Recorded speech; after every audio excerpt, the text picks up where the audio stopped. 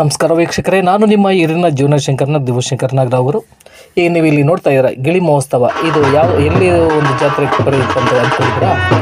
ದಕ್ಷಿಣ ಕಾಶಿ ಶ್ರೀ ತೇರ್ಮಲೇಶ್ವರ ಸ್ವಾಮಿಯ ಜಾತ್ರಾ ಮಹೋತ್ಸವದ ಅಂಗವಾಗಿ ನಿನ್ನೆ ತಾನೇ ಕಂಕಣೋತ್ಸವ ನಡೀತು.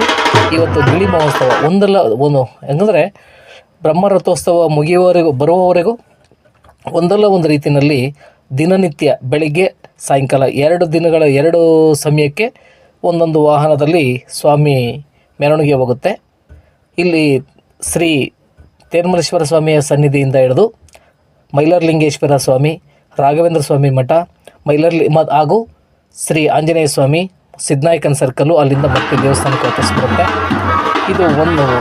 ಇದು ಭಾಳ ಪ್ರಸಿದ್ಧವಾದಂಥ ಒಂದು ನಮ್ಮ ನಗರದಲ್ಲಿ, ನಮ್ಮ ಜಿಲ್ಲೆಯಲ್ಲಿ, ಹಿರಿಯೂರು ತಾಲೂಕಿನಲ್ಲಿ ಹೆಸರು ದಕ್ಷಿಣ ಕಾಶಿ ಶ್ರೀ ತೇರ್ಮಲೇಶ್ವರ ಸ್ವಾಮಿ. ಭಾಳ ವಿಜೃಂಭಣೆಯಿಂದ ಈ ಒಂದು ಜಾತ್ರೆ ನಡೆಯುತ್ತೆ.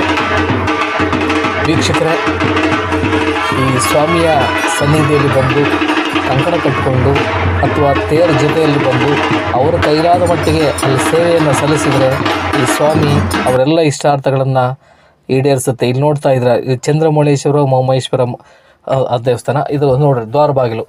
ಇಲ್ಲಿಂದ ನೇರವಾಗಿ ನಾವು ಹೋಗ್ಬೇಕು. ಇಲ್ಲಿ ಕಾಣಿಸ್ತಾ ಇದೆ ನೋಡಿ ಶ್ರೀ ಸ್ವಾಮಿಯ ಆವರಣ ಇದು. ಇಲ್ಲಿ ಸಾಕಷ್ಟು ಕಾರ್ಯಕ್ರಮಗಳು ಇವು ನಡೀತಾ ಇರುತ್ತೆ. ನೀವಿನ್ನೂ ನಮ್ಮ ಚಾನಲ್ಗೆ ಸಬ್ಸ್ಕ್ರೈಬ್ ಆಗಿಲ್ಲ ಅಂದರೆ ದಯಮಾಡಿ ಸಬ್ಸ್ಕ್ರೈಬ್ ಆಗಿ ಪ್ರೋತ್ಸಾಹಿಸಿ. ಇನ್ನು ಹೆಚ್ಚಿನದಾಗಿ ನಿಮಗೆ ಈ ಥರ ಒಂದು ವೀಡಿಯೋಗಳನ್ನು ಹಾಕ್ತಾ ಇರ್ತೀನಿ.